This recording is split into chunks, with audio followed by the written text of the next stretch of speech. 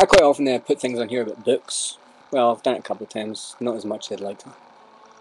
Um, I wanted to say that the books that I've read in my life, and I started reading very, very early in life, and I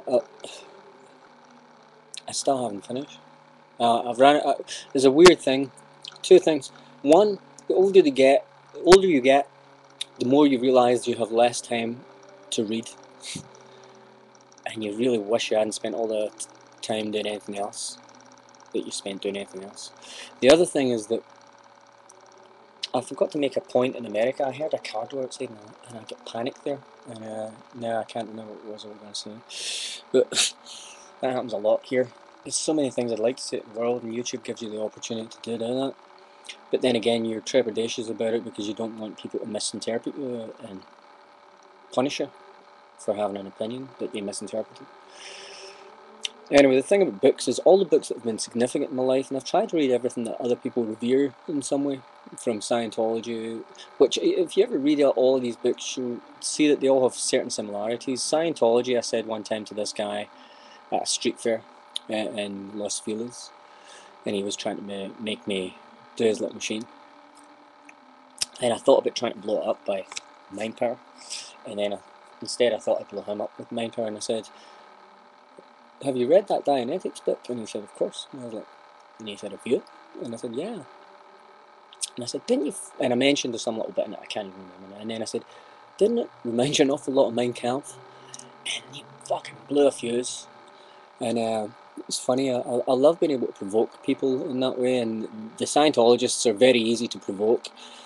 It's always the sign of someone who misinterprets something, because anyone who interprets something correctly that you didn't intend is an insult, but only as a provocation of conversation.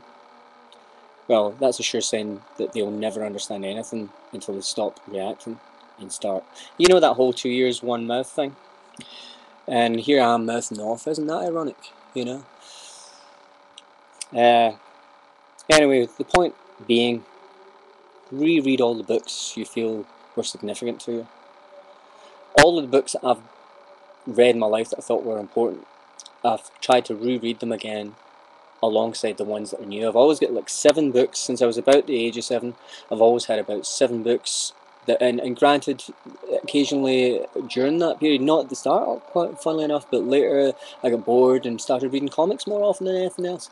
And that was, you know, me and Robert Gardner, we used to go to the comic exchange, which was a great thing for children to learn to take care of finance and to take care of simple things. And the comic exchange, you went and you took your 5 comics, you paid like, I don't know, 5 pennies at the time to join, and then every time you brought your 5 comics back, you could get another 5, and you gave 1 penny, and it kept the store open and everyone could exchange the comics, and then some of the kids that had more money would drop comics off after they finished with them, you know.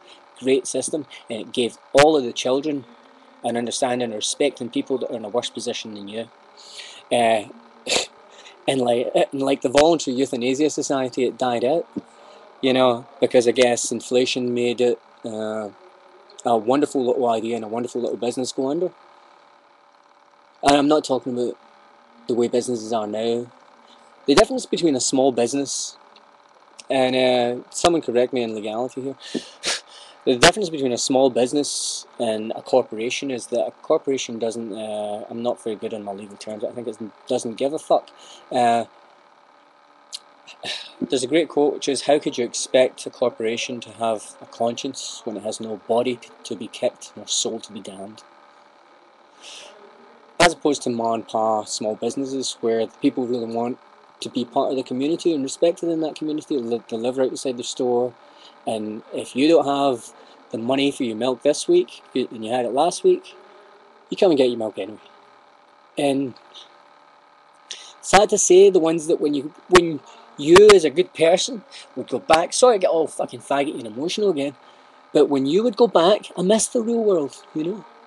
When you would go back with your money, I've never done this, but I've seen it, I saw my mother do it, with your money to that little store and say, "Thank you for helping me out in my time of need," as you're buying more stuff, he would not take that. He would go, "No, no, it's my pleasure."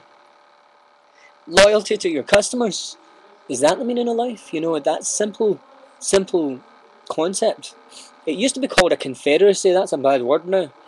The Plains Indians were a confederacy, hence the reason that everyone that's like white boy like me gets confused with the Sioux and the Lakota and the Lakota Sioux and the yada yada yada and all the fucking, and I like the Apaches because Geronimo looked cool, you know.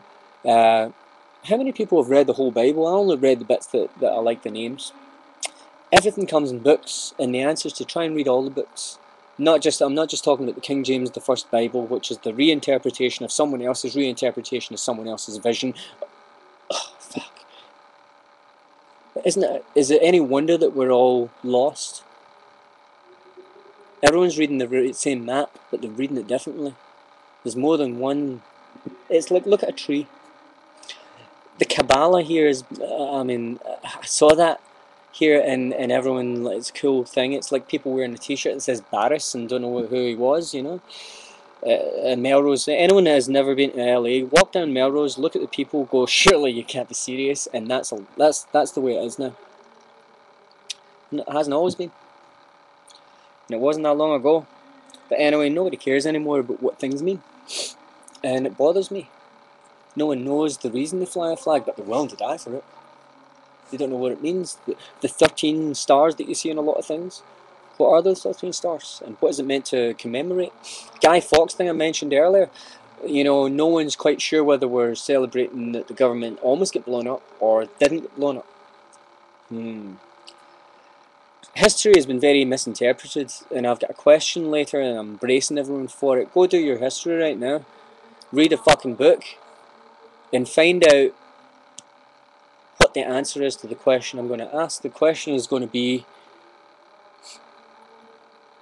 about a general of the American Civil War, or the War of Northern Aggression, or the War of the 60s, depending on your standpoint. I'd love if one American out there could possibly tell me, first of all, what that war was actually about and what it was fought for.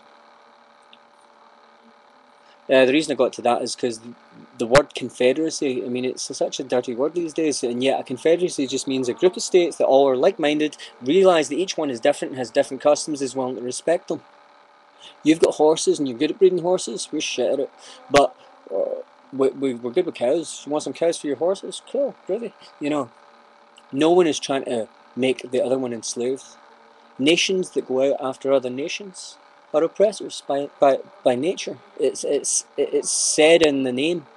Everything is generally said in the name. There are no coincidences. Things that seem, you know, that there's no smoke without fire. There's a lot to that, and I'm going to do a video that will be contrary to what I'm saying right now. And that the police said to me one time about something that I was exonerated completely from in court, and it was found someone was scamming me. But the police then later brought this up to me and said, look, if you go to court for anything, you're guilty. Doesn't matter what the outcome is. You're guilty. You're in court, and it's always in your record. This is not justice. Justice is not served unless we're honest about everything, and you can tell who is honest because they get completely upfront with you, warts and all. I've got so many points I'd like to make. I hope I'll live long enough to put them out here on YouTube, and then maybe thousands of years from now people will talk in the past tense, the far distant past tense, about the YouTube page of Daniel318 or the YouTube page of fucking Hot for Words, because where are the Hot for Words in the Bible as it's written by, or written by King James I of England and formerly Scotland, although he wasn't the first there. And it's weird that everyone reads a rewrite by a traitor rather than try to investigate. One of the great shames in my life is that I haven't learned all the languages to read the holy books of the different cultures of the world in their original script, which is the only way you're ever really going to find out about the interpretation of the written interpretations through generations of whatever really happened in the first place. Does that make any sense to anyone? Anyway, no one's going to see this for a long time, but